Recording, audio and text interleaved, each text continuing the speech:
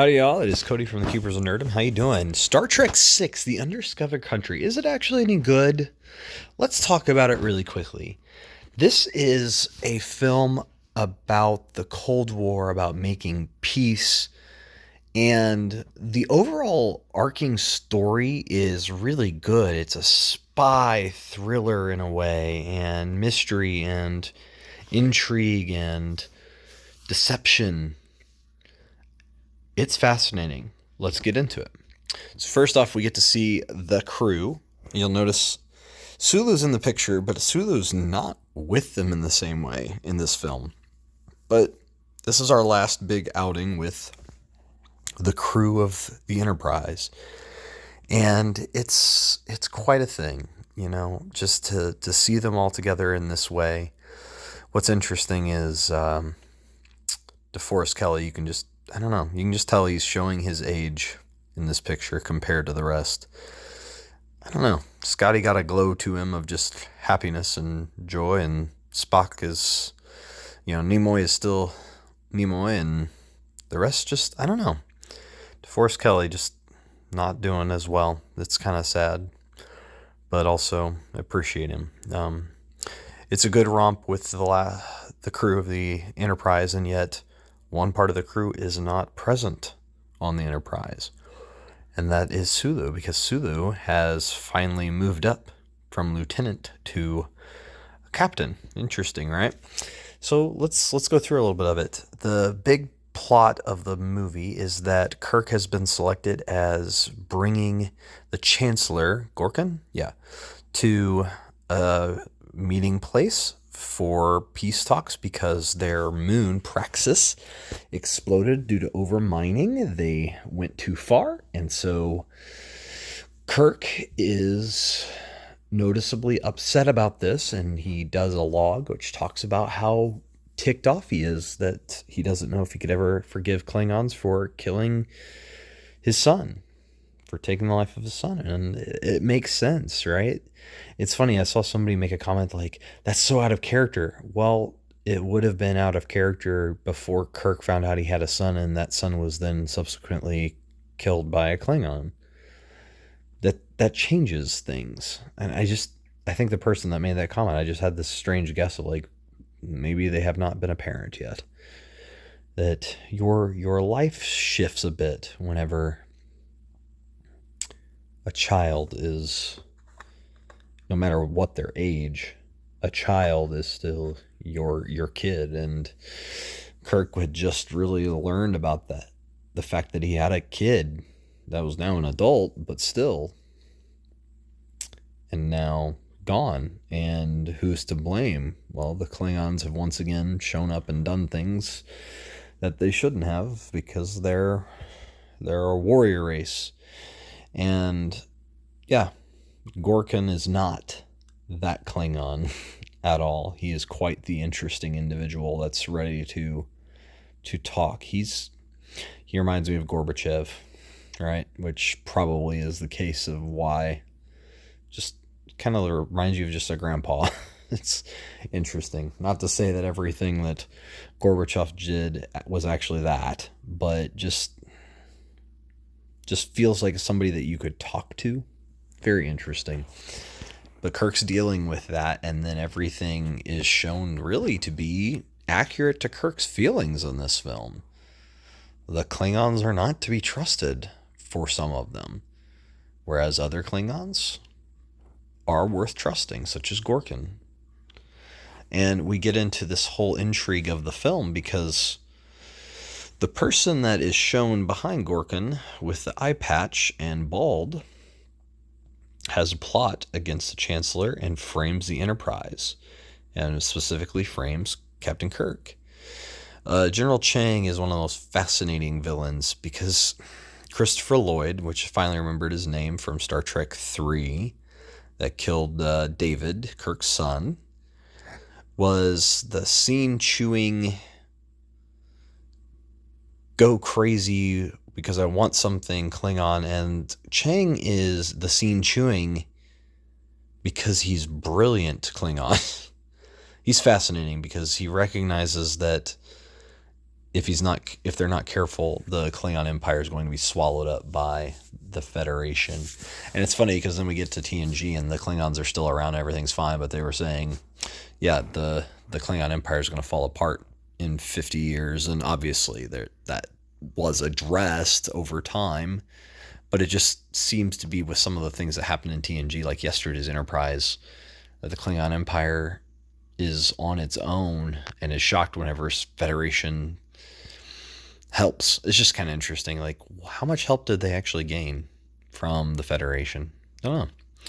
But I will say what's interesting here is just that Chang is quite the villain because he's not the one that's going to be the one to fight you directly as far as hand to hand or anything. He's going to be behind the scenes plotting and moving and deceiving. He's a different kind of Klingon, and he's fascinating. And I say different kind of Klingon, but he reminds me more of original series Klingons in a way that were more about a plan than just having to be the warrior race that fights on everything in a way. And I know that's not the case because there were times where the Klingons were like that, but just from what I remember, the original series, they were more sometimes cheesy, but more trying to be cunning and had some sort of plan in play to gain an advantage. Chang is just fantastic. We have, once Kirk is arrested, he's put on trial, then found guilty and put on a penal colony. Can't even remember the name of it right now. And he's once again framed, quote unquote, to be in an escape attempt. And this shapeshifter alien that you see initially as this lady, from if I remember, if that's the first time, but she changes to several different creatures, and then towards the end she changes into Kirk, and then they have this big fight, and then they're captured by the oh goodness, the jailer, and the shapeshifter doesn't change back in that moment, and it's really strange because you're like, obviously it's to create some sort of drama, and also from what I understand, the commercials at the time showed Captain Kirk getting shot from that jailer and implying that Kirk dies in the film. So like, whoa, what? And it's one of those interesting pieces of storytelling because when you stop to think about it, it's just like she could have changed back at any time because we see her do it at any time. It doesn't affect her. Like, she can just change. She says it's hard, but then she just changes like it's nothing. It just doesn't make sense. So, just kind of fascinating. And we even see her change like size pretty drastically. Both smaller and also much larger. Don't know. Very strange. But she's the one that gets shot by the jailer, not Kirk. Yeah, just an interesting part of it, but also a part that doesn't make sense in the film. Okay, so a couple things. The trial that led to them on that colony. First off, what is behind Chang in that first top left image? Is that supposed to be a dog or something? Like a targ that's like demon targ? I don't know. But we do get in the top right picture, Michael Dorn shows up as Worf, and I believe the behind the scenes is that he's like a ancestor to the Worf we would know in TNG. Very interesting though to hear him and see him in this. It's fun just to smile when you recognize that voice because Michael Dorn has a very iconic voice. I appreciate him so much. He got a bad rap honestly in TNG when you watch that show. Like nobody really listens to much of what Worf says, and then you get Deep Space Nine, and it's pretty awesome character development there. There's character development in TNG too. It's just, I don't know. Sometimes I just always felt like Worf was not paid attention to. But here we get to see Michael Dorn show up as an ancestor, and man, fun. But the one funny thing is, apparently Spock, you see him put this on, kind of like you see his hand up while there, and it's a patch that's trackable, and they know exactly where he's at on the prison colony as well. And it's funny because it doesn't make sense when you go, they wouldn't check them for listening devices or trackers, and this is a patch that's really noticeable. Like, how did they not address this? Because that's not a normal thing of a uniform. They would have on file what a uniform for Star Fleet looks like in this era. They would not just leave that on there. That's stupid. That's so stupid. And just something to keep in mind. Like there are parts in this film, even though it is a really good film, it's a great story. There are spots where you go, wow, I'm sorry, but no. And also, they're going to keep them in their uniforms. We're not talking about World War II era stuff on Earth. We're talking about the Klingon Empire. They're not going to follow the rules of Earth. It's just they take their uniforms away from them, and also they would figure out, hey, that patch is not a thing we've ever seen before on any other Starfleet uniform. That's something suspicious.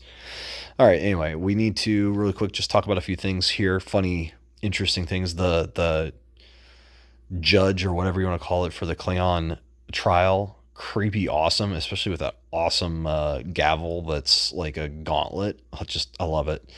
Sulu being Sulu on the Excelsior and having an awesome little monogrammed cup and just looking like an absolute crazy awesome man captaining his starship, and he does well. It's cool, and I'm like, man, this should have happened a long time ago for him and for Chekhov, and I mean really Spock, and just it's hard because like Scotty and Uhura, they're good at their certain jobs and they don't necessarily go towards command. I don't even know if Chekhov technically either, but I could see him like being a kind of a Kirk in a way. But we have Tim Russ as well show up in this film, but not as Tuvok. He definitely does not have Vulcan ears, but there he is in the older era. And later on in Voyager, there's an episode that has him on the Excelsior, if memory serves. I can't remember if they're supposed to be the same character or if he's just playing as another character. Like, what I mean is, it's still Tuvok from the Voyager episode back in the Excelsior era because he's just that old as a Vulcan, but also it's that question. I don't think he's the same character as this human that's shown right here, unless they retconned, and I don't remember that for sure. Let me know in the comments below. All right. So lastly, I think it's just a great thing to talk about the ships, man. I tell you what, once again, the Enterprise, the motion picture Enterprise and Onward just looks awesome. It is something special. It really is. The bird of prey, we get a lot of bird of preys throughout these movies, and I'm okay with that because they're a cool ship, especially when Martok's on one, right? But man, it is neat to have one, especially that can fire while cloaked. Really cool. Great concept. Makes for quite a dangerous thing, but it's also like, why didn't the Klingons still use this technology? Because that is crazy powerful, apparently, except for the fact that all it takes is a torpedo that has sensors in it for studying phenomena.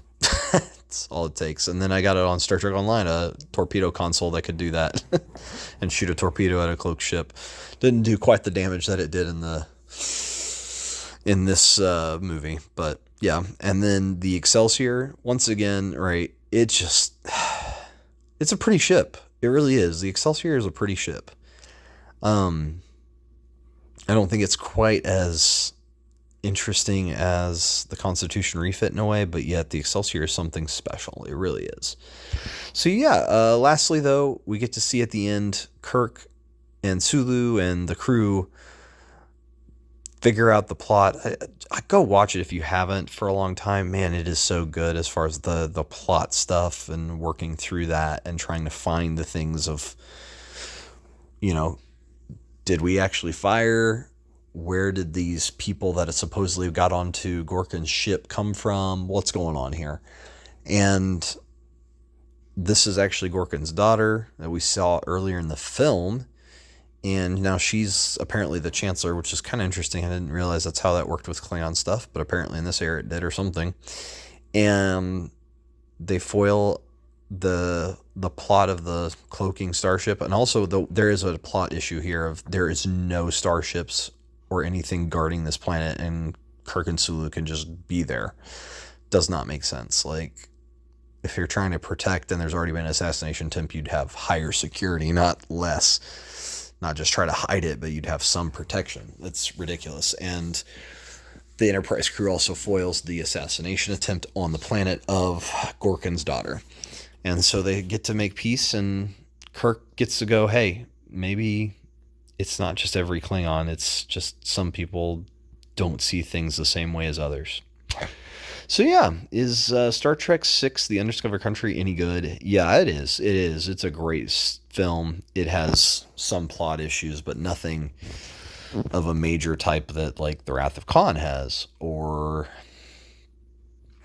yeah, just even the Star Trek Five, just weird things that don't make sense at all. This is more just like stuff that you go, okay, other than the patch, maybe.